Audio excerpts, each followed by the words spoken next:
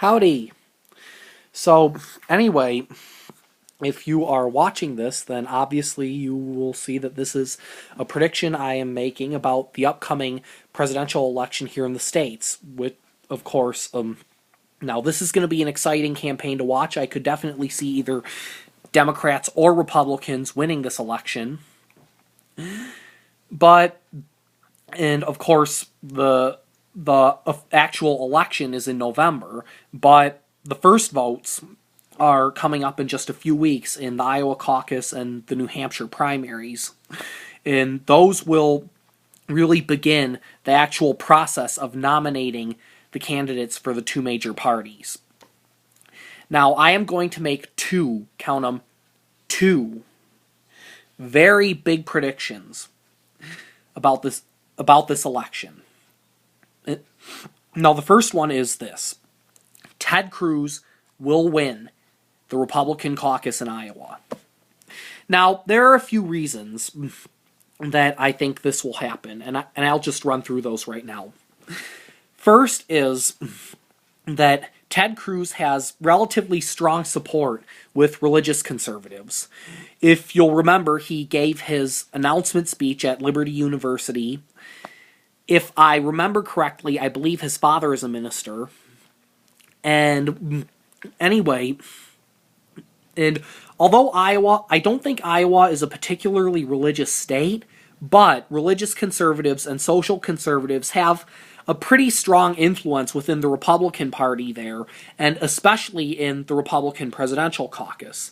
And over the years, we've seen this pretty consistently. Pat Robertson finished second in Iowa in 1988 behind Bob Dole. He beat out George H.W. Bush, who finished third. And in 2000, George W. Bush won there. In 2008, Mike Huckabee finished second in the straw poll, and Sam Brownback finished third. But that was in the straw poll. In the 2008 caucus, Mike Huckabee won. And by the time the actual caucus was held, Sam Brownback had withdrawn, but Mike Huckabee ended up winning. And in 2012, Rick Santorum won by the barest of margins. And after a pretty late surge. So, anyway, Ted Cruz, from what I've seen, seems to have the strongest support from religious conservatives at this point.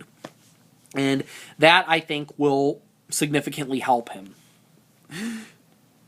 Now, the other big reason that I think Ted Cruz will win in Iowa is because he has an excellent ground game and campaign organization in Iowa. He's put most of his resources into the Iowa caucus. And, on the other hand, some of these other candidates, like Donald Trump or Ben Carson or some of these Carly Fiorina, some of these less experienced candidates, they don't have as much experience running a political campaign. And so I suspect, or at the very least for a national campaign, so I suspect that their ground game in Iowa is probably not as good. And having a strong organization and grassroots campaign in the Iowa caucus is absolutely crucial. Well, it's crucial at any time, but especially in a caucus like Iowa. But anyway, you might be inclined to ask, well, isn't Donald Trump leading the national polls? And my answer is yes, he is. But just because he's winning the polls nationally doesn't necessarily mean he'll get the nomination. If you'll remember, and we've seen this pretty consistently in the past as well. At this time in the 2004 campaign, the early frontrunner for the Democrats was Howard Dean. And he ended up finishing third. Dean ended up finishing third in Iowa. And then as he was giving a speech after the caucus, he had the famous scream that destroyed almost any chance he had. But because it made him look crazy. Now, anyway, which he was, by the way. But that's beyond the point. Anyway, in 2008, the early frontrunners were Rudy Giuliani and Hillary Clinton. Rudy Giuliani didn't even win a single contest. And John McCain, who was the eventual Republican nominee, people thought he had no chance at winning. And he ended up beating all the pundits' expectations by winning the New Hampshire primary, and then he went on to take the nomination. Hillary Clinton, on the other hand, what happened with her was she was considered her nomination was almost a foregone conclusion. She finished third in Iowa, just like Howard Dean did. Now, she didn't have a major blow-up like the Dean scream or anything like that, but it still was a major setback for her. And although the Democratic nomination fight continued all the way to the last contests in June, Hillary's loss in Iowa ended up being the thing that really started the decline of her campaign. And if Ted Cruz wins in Iowa, as I'm predicting he will, I think that the same thing could very easily happen to Donald Trump. But anyway,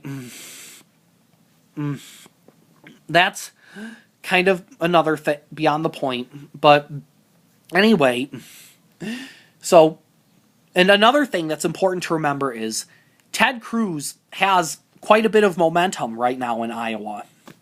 You know, he's, I believe, second in most of the national polls for the Republicans, but in Iowa, he's pretty much tied with Trump for first. And anyway, Trump is, the thing is that having the later momentum is pretty crucial in Iowa. You know, if you'll remember, Rick Santorum had a late surge in 2012 that helped him in Iowa. He won by the barest of margins. And in 2008, Mike Huckabee had the late surge in Iowa, and that helped him win. So that is another thing. Oh, and by the way, that campaign organization that I mentioned was also one of the things that helped Obama win the Iowa caucus on the Democratic side in 2008. But anyway, well, Cruz has the strongest ground game in Iowa, probably because he's a bit more of a seasoned campaigner. And anyway, so I think that will help him a lot. And now, anyway, so that's all. So there's my prediction. Ted Cruz will win the Republican caucus in Iowa. The Democratic caucus, I think, is pretty much a toss-up between Hillary Clinton and Bernie Sanders. I think they both have strong ground games. I think that in Iowa, I think that either one of them could win it. Now, in New Hampshire, it's the exact opposite. I would say that the Republican primary is probably a complete toss-up. But I'm going to predict that Bernie Sanders will win the Democratic primary in New Hampshire. Now, this is kind of an interesting prediction because if you'll remember, Hillary Clinton won the New Hampshire primary in 2008. You know, the polls had, you know, she, after losing in Iowa, she started to fall behind Obama in New Hampshire, but she managed to pull it out and win there. But Bernie Sanders is different. And the reason I say that Bernie Sanders is different is because he is a New Englander. He's from Vermont, which is right next door to New Hampshire. That's the state he represents in the Senate.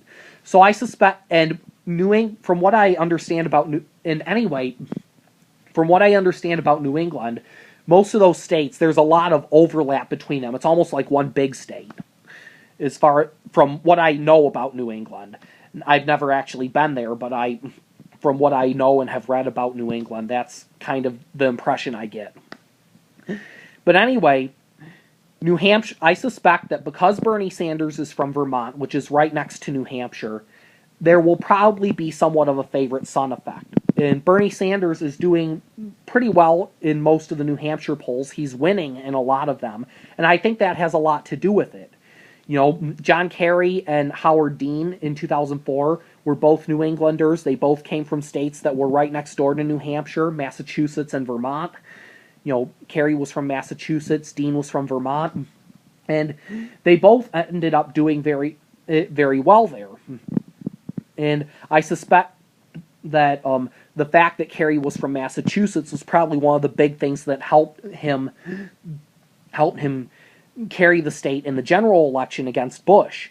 New Hampshire was the only Bush state from 2000 that flipped to Kerry in 2004. And I suspect that the fact that Kerry was from Massachusetts had a lot to do with it.